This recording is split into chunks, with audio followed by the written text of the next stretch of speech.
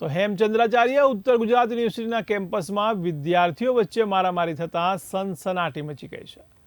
ત્યારે આ બનાવ બાદ પોલીસ પણ એક્શનમાં આવી ગઈ હતી। ત્યારે પોલીસે તીક્ષ્ણ હથિયારો સાથે કેટલાક વિદ્યાર્થીઓને અટકમાં લીધા હતા।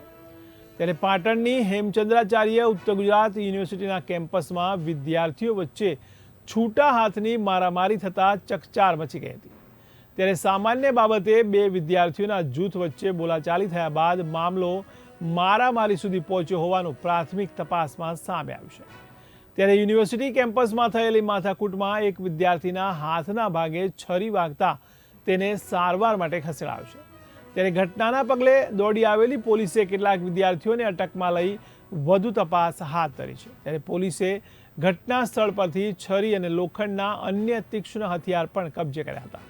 ત્યારે આ મામલે પોલીસ દ્વારા વધુ તપાસ હાથ ધરવામાં આવી રહી છે।